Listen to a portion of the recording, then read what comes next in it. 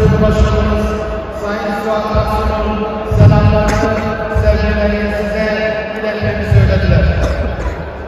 Alem ekoloji, milletek, için uberken var, ve sıtranı doğbayla hamilede. Hepinize başarılar diliyorum, gözlerinizden öpüyorum, haberiniz. Değerli misafirler, sevgili sporcular, hakemler, gözlemciler, Hakkari Kulüpler Arası halk oyunları müsabakamıza hoş geldiniz, şeref verdiniz.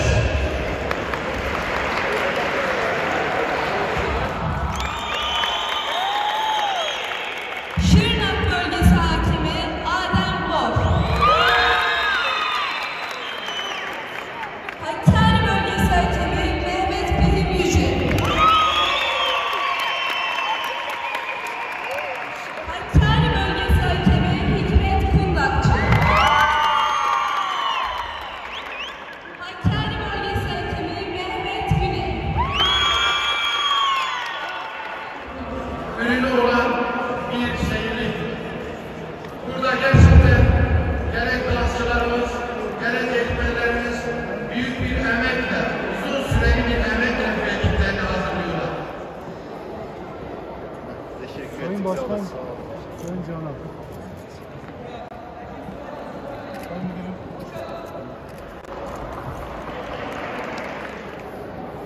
Değerli müdürüm, değerli başkanım.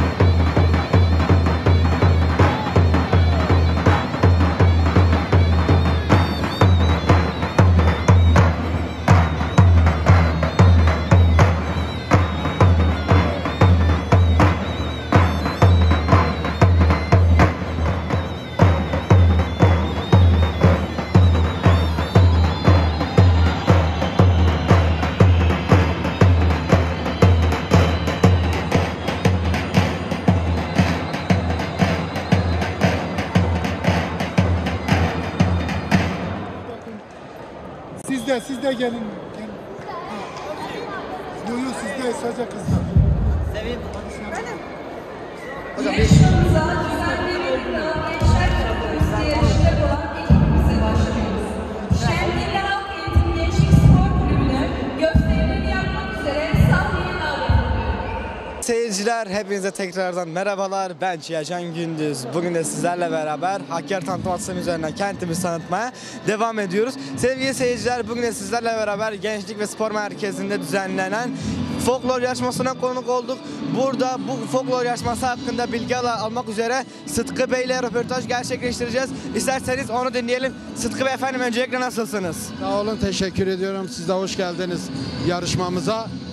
Ben Türk Halk Oyunları Federasyonu Yönetim Kurulu üyesi ve Halk Oyunları Federasyonu il temsilcisiyim. Bugün Hakkari'de kulüpler arası halk oyunları yarışmamız var. Toplam 8 kulüp, 18 ekibin katılım sağladığı Şemdinli, Yüksekköy ve Hakkari merkezden katılımlı olduğu bir yarışma gerçekleştireceğiz. Halayın sultanları bugün folklorik olarak çok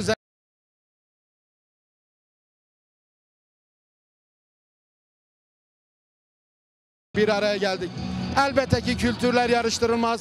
Bizim de buna inancımız tamdır. Ama biz bu kültürü sergilemek, ileriye taşımak, unutulmamasını sağlamak için çaba gösteriyoruz. Yarışma sadece bir formattır. Önemli olan bu kültürün en iyi sergilemesini sahnede yapmaktır. Çabamız da budur. Geldiğiniz için de, katılım sağladığınız için de ayrıyeten size de teşekkür ediyorum. Çok teşekkürler Sıtkı Bey efendim. Dediğiniz yarışma sadece bir formalite icabı, amaç kültürümüzü tanıtmak. Bu kültürü en iyi şekilde tanıttığınız için de sizi de tebrik ediyorum ve çok teşekkür ediyorum. Ben teşekkür ediyorum. Sağ olun efendim. Bizden sevgili seyirciler, Sıtkı Bey gördüğünüz üzere çok meşgul. Onu da çok oyalamamak adına, yarışmayı düzgün şekilde ilerletebilmesi adına onu da çok oyalamak istemiyoruz. Bizim yarışmamız devam ediyor. Renkli görüntüler sahne olacağını inandığımız için konuşmayı kısa tutacağım. Halk folklor yarışmamız devam ediyor sevgili seyirciler.